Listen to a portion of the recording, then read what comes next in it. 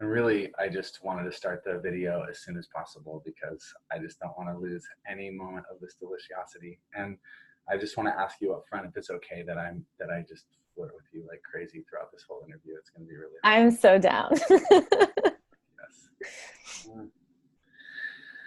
Well, can we start with a little check-in, just like sharing a few sensations that are alive in the body right now? It's alive in my body. My belly feels relaxed. My solar plexus feels a little tight. I think just a little bit of nerves, I guess. And my heart feels really, really good. Really, really warm. Thank you. I'm hearing about a belly that's relaxed and a solar plexus that's a little activated right now, sort of running some energy, and a heart that feels soft and open. Yeah. Thank you. Yeah, for me, I feel like a distinct sort of tingling at the base of my cock right now. I feel like this sweet kind of like upward energy in my belly that's just like there, and it's like excitement. It's like a genuine sort of flow of energy, and I just feel such an openness in my heart, like just like softness and readiness for whatever sort of happen. Yeah. Thank you. Thank you. Yourself with me. Ah. Well, I want to say that I've been formatting my interviews a certain way up until now, and I might sort of bring back a few of the pieces of formatting, but I also just want to kind of enter into a bit more of a sort of fluid exploration with you. Done and done. Yay. So I think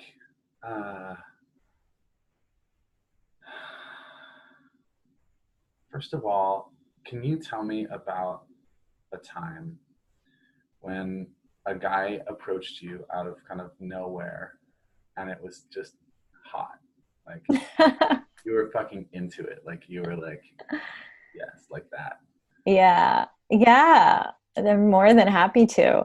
So actually, I feel so grateful to get to say this, but this was on Friday. After a long period of not being approached by anyone in any okay fashion. But just on Friday, I had a really great, very surprising encounter just at like a big group gathering, a group dinner, and had this man who I may have otherwise not particularly noticed come up to me and instantly and very confidently start flirting with me. I don't know if you want me to get into like more of the like details or what exactly you're fishing for, but I will say that, you know, the overarching energy was one of just complete like ownership and confidence. And it came from, you know, someone, I'm going to be super fucking honest, like I sort of was not necessarily looking at as like, oh yeah, you're a hottie. And the second he did it this way, I was like, oh, hello, who are you? And I want to know you. And it was fascinating. It was really fascinating to watch. And it was really beautiful to get to experience because I felt really desired.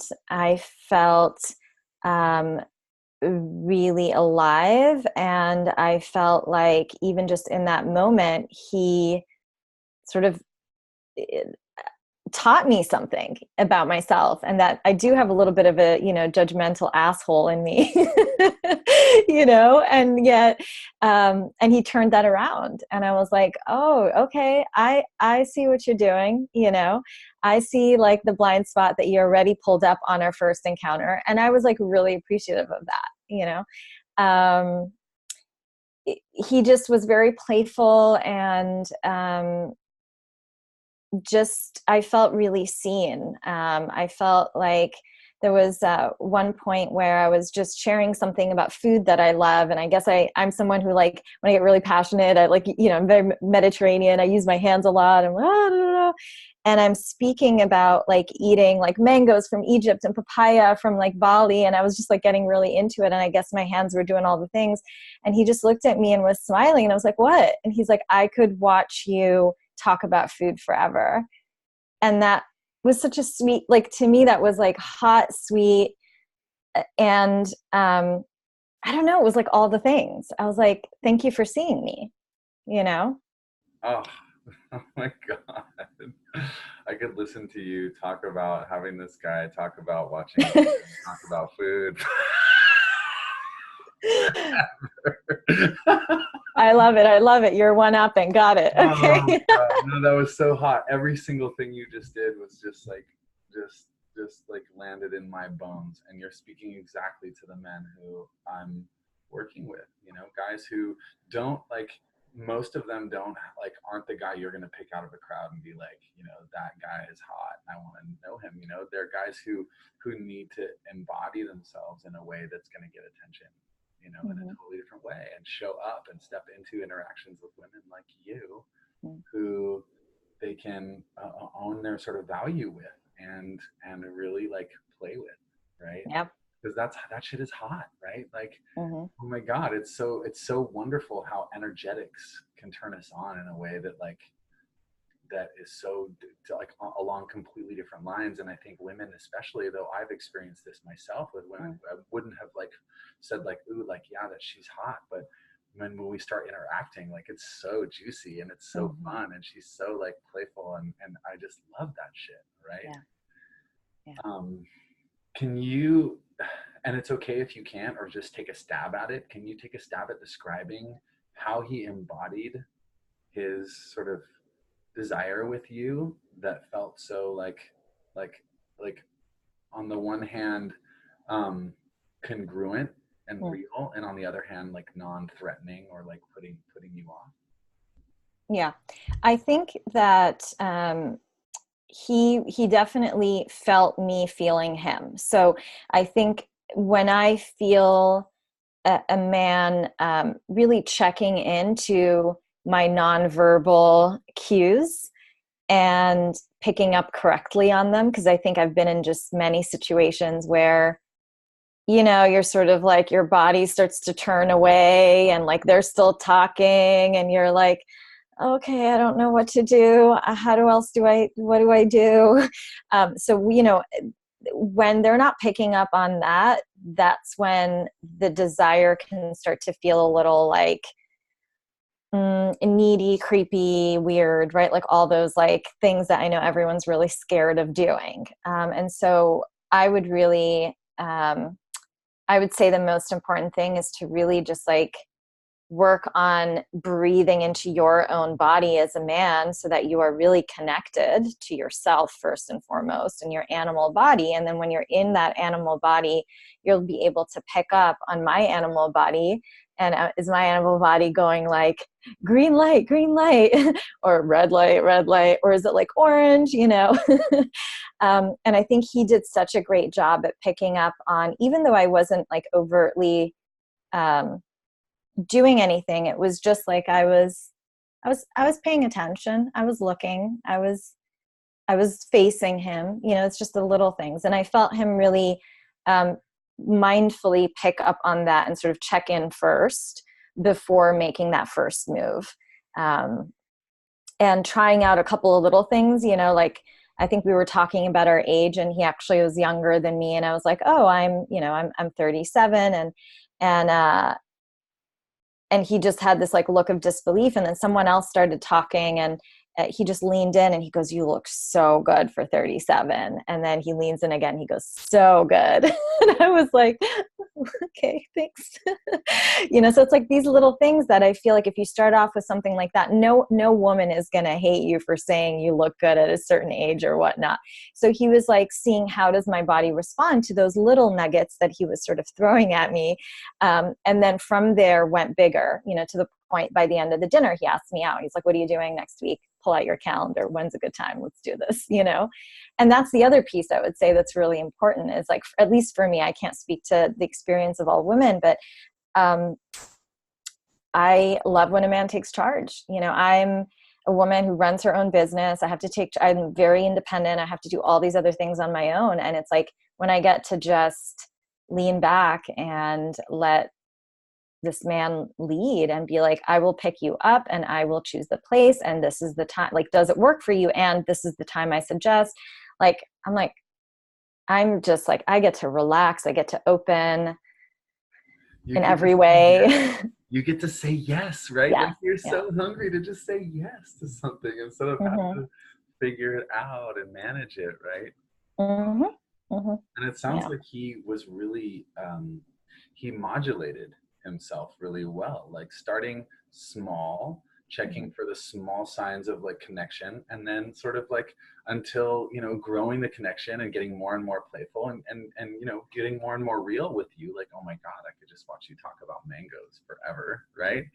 To like, all right, get on the calendar, like, what are we waiting for? Let's do this. And like, I got this. Yeah, I find the more I've really been in this, just been in this exploration right now so deeply around what turns me on about men. I was in a pretty long-term relationship and I've been out for a little over a year now, and have been dabbling, in this new world of dating. Tinder and all the things.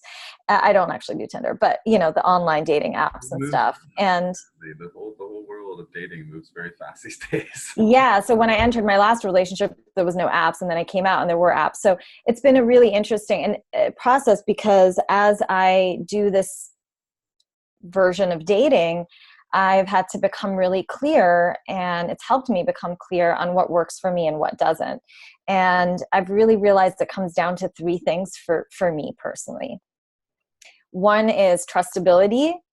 Another one is desirability. And I can get into each one of these. And then the third is confidence, which the confidence one, I think I knew it, but it was so clearly etched into my system last Friday when I did feel, this man just totally do like a 180 in my system because of the way that he showed up.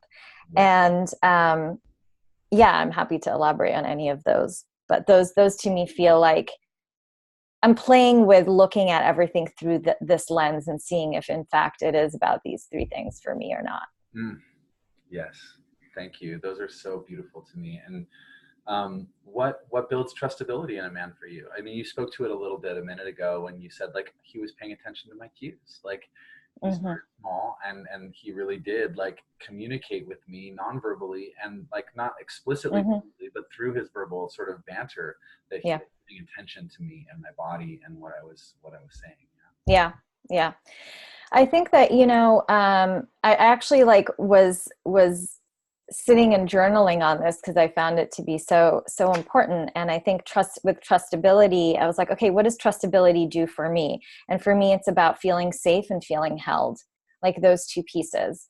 And I think trustability for me, and I don't know that would be the same for everyone, but for me, it comes from someone who says they're going to do something and then actually does it. That to me is just a value of mine that I really appreciate. Like, or if you're not going to do it, please communicate that you're not going to do it or why you can't do it and so on. The second, and nowadays it's so easy for people not to follow up. So even with things like basic, I don't want to call it casual dating, but whatever, like doing stuff on these apps, it's like you just start a chat with someone and then they just completely disappear halfway through the conversation. To me, it doesn't matter you know, what's going on. Even if I'm having a horrible conversation with someone, I wrap it up. I like to just wrap it up and be like, I close the tab, like, thank you, this is great, I don't think this is a match, moving, you know, something to just put a bow on it. And so, but I know nowadays it's become really part of our culture to just sort of halfway through a process leave, which to me is like a no-no, big no-no. So many levels. It's such a no-no. Like, it starts as a no-no for your own integrity, right? Mm-hmm. Like, have the courage to close a fucking loop. Why don't you? Like, Yeah. first of all. And then second of all, like, it's a no-no in any kind of relationship. Like, the number one thing, like, it's so weird. And I think that, you know, clearly there's some sort of value to it, or it wouldn't be so sort of known in our culture. But there's such a weird sort of culture of PUA, pickup artistry, that says, like, kind of leave her hanging, you know, like, create this whole like distance thing. It's like a whole thing, right? It's a part of the thing. And and I just find that to be so antithetical to every conscious woman that I've ever been around, Yeah. right? Ooh, so icky. I'm instantly like, what? Yeah. Who says that? Is that a thing? They're teaching this? What? I'm so sorry. Like, you don't just, you might get curious after just that little bit of conversation about it, Right. and I just don't recommend you go there. Like, you're already up, Yeah, so yeah, yeah. Yeah. but you know, essentially, like, and honestly, like, before I thought of launching a dating course, I thought of launching a, like, how to be immune to pickup artistry course for Mm. women, which I still am actually considering doing. But this whole idea of, like, stay attentive, like, stay present in the conversation, and at Mhm. the very least, if you're no longer interested in interaction, like, have the courage to say what's true, Mhm. and at least you walk away from each other having respected each other. Because one of my big principles around this whole thing is, like, that it's actually, like, we're a team. Like, we're all a team. Like, men and women are all a team, like, getting more of what we want, right? And, like, men are a subset of that team, and we're on a team, right, as well. But we're not on a team to beat you. We're on a team that's, like, trying for all of us to get more of what we want. And every time a guy sort of does that shit, ghosts on somebody, pulls something like that, then I like to, like, my phrase is, like, the legs of the universe close a little bit more.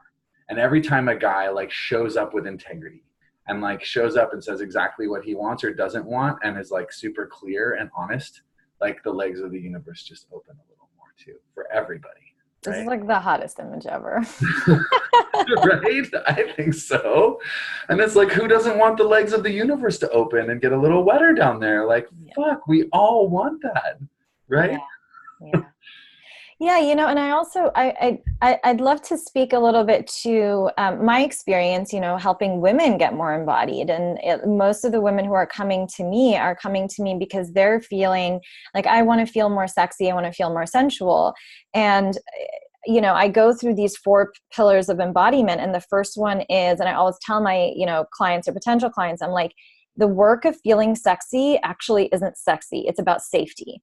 And so really the work we're doing in the first pillar, which is about planting the seeds of safety, is really nervous system work.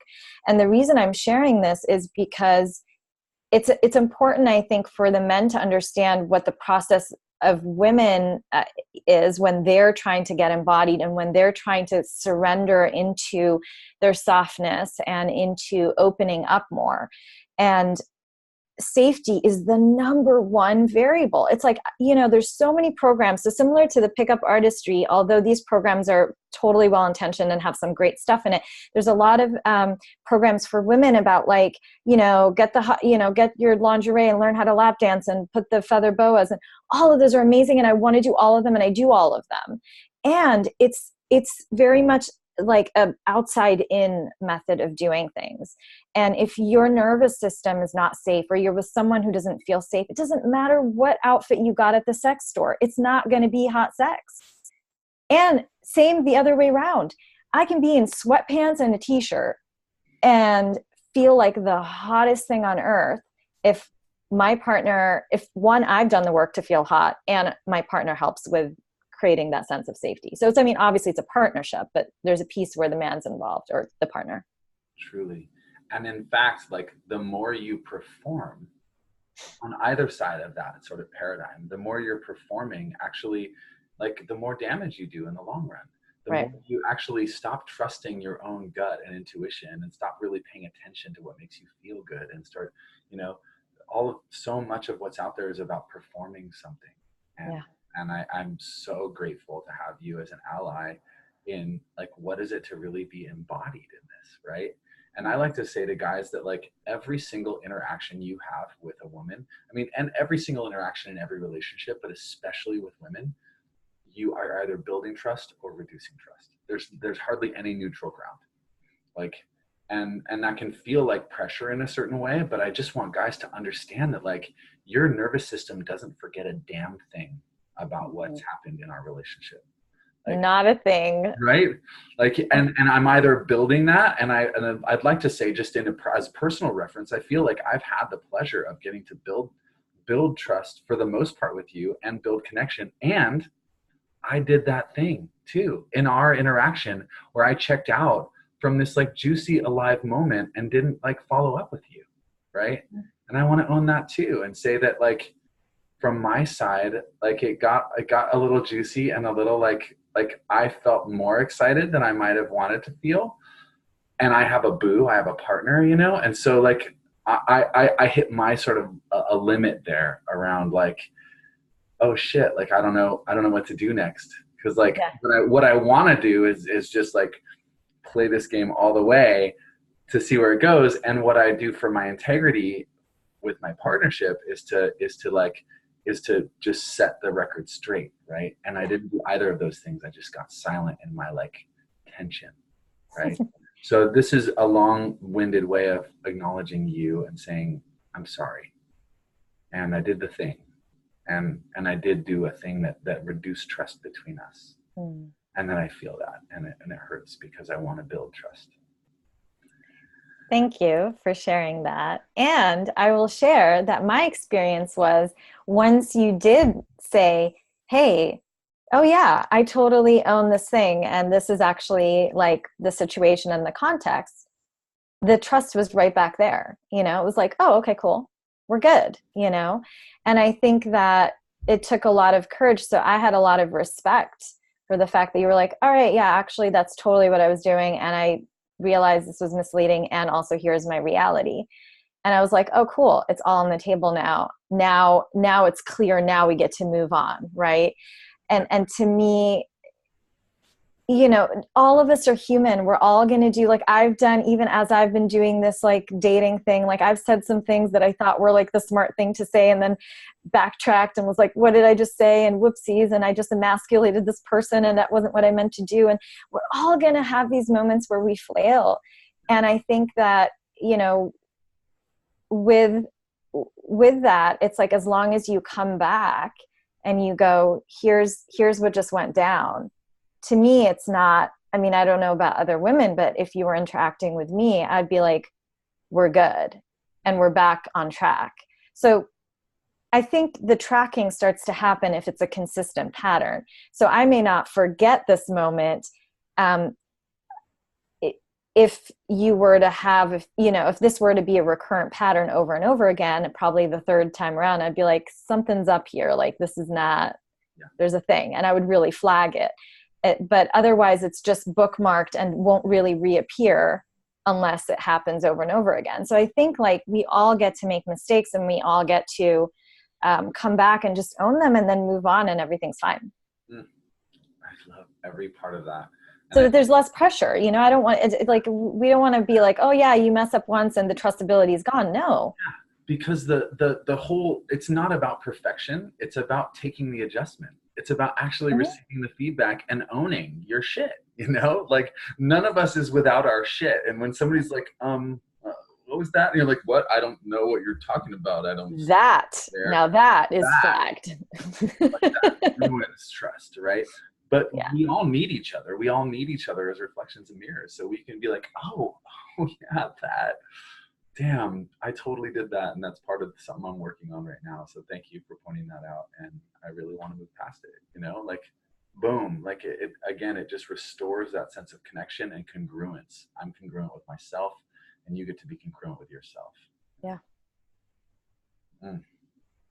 Well, that's like, I think there's this interesting fine line between trust and safety, right? They're so intertwined that we've looked at, right? And what I've found over and over again is that, you know, when women feel safe, then they want to open, like all of this like juice that you have inside that you're kind of constantly protecting from the world in a certain way, from the world at large. Like all you really want in a certain way is a safe space to let that guard down. Really, like you're searching for it in a certain way, and of course there are certain different levels of resistance to letting that guard down, and those are different for everybody. But my sense is, as soon as a woman finds somebody who they can like enjoy the presence of and feel safe with, like that guard starts coming down, and it's just a beautiful thing. Yeah. Yeah, totally. And I think the other thing, like desirability is kind of a, you know, your second piece is kind of a, it's different for everybody, right? And I think it's less interesting to me than the third piece, which is about confidence. Um, and one of the things that I like to say is that, like, I'll take courage over confidence any day. The confidence is ultimately really just something that you've done courageously enough times that you're no longer afraid, right? Sure. Courage is just a relationship you have with fear, and it's just like, hey, fear, like, come on along, we're gonna go on a little trip together. Are you ready? You know.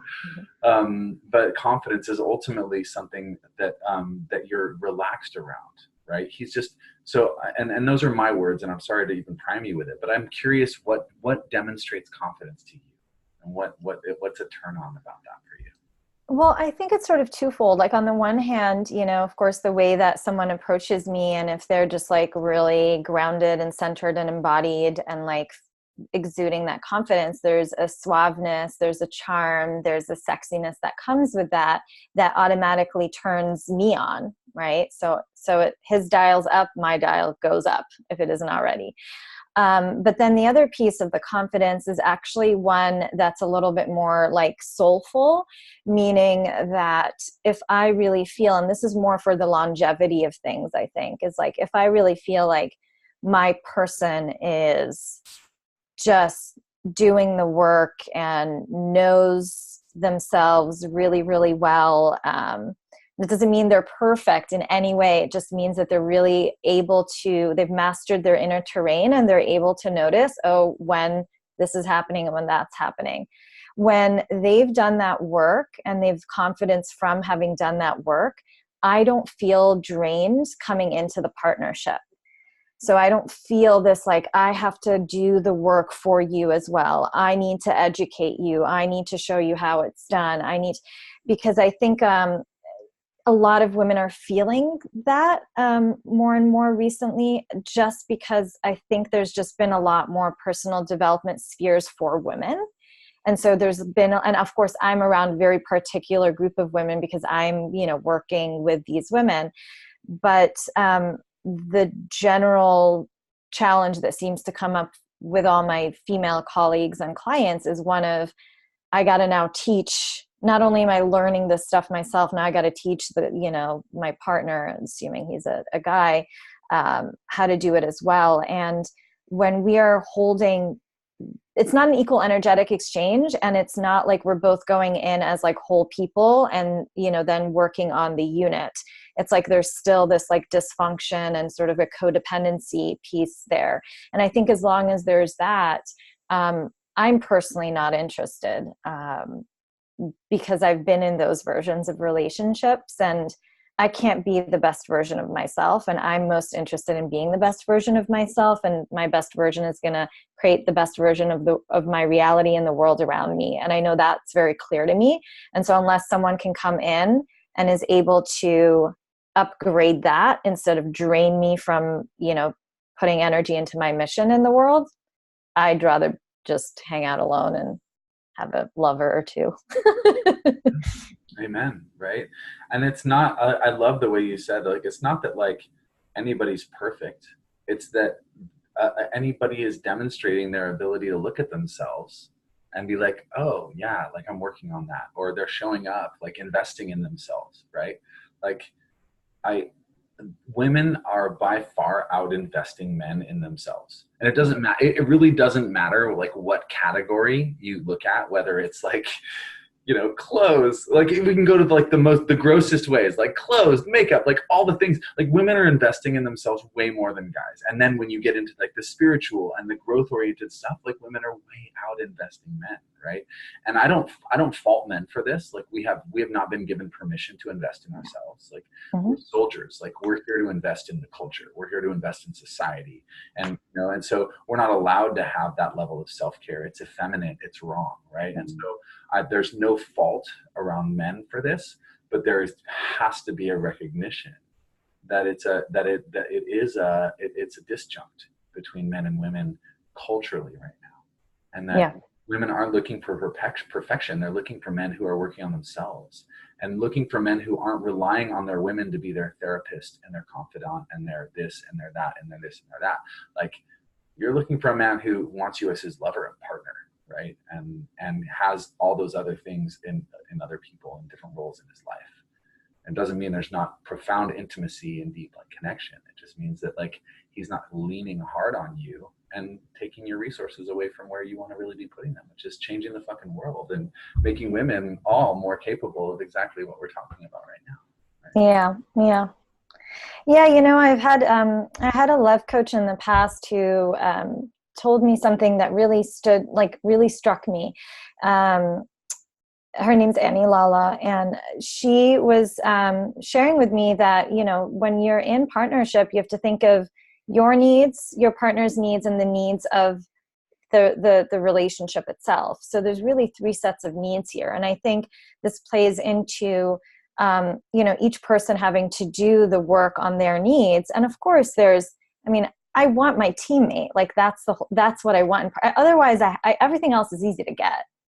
If I want to go have sex, whatever, I can figure that one out, I'm sure. Like if I want, whatever, like all the things, even women can get, pregnant now if they really want to do it on their own, like, right. It's not a problem. But I want like my teammate. I want my person who's like, ride or die, let's do this till the end. And to me, that trustability and that it comes from, and the hope that that's actually possible comes from the confidence of I'm either doing the work or I've done the work, and we're always doing the work. So I guess we'll always continue to do the work, but at least I'm starting to do the work and I'm owning that. And that's really it.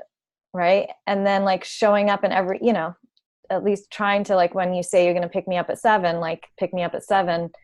7:15 is okay too, but I prefer 7. No. But like It's 6:10 or 7 o'clock. Like fucking like for me at least, like I don't ever want men to make excuses to be 15 minutes late. Like never do it.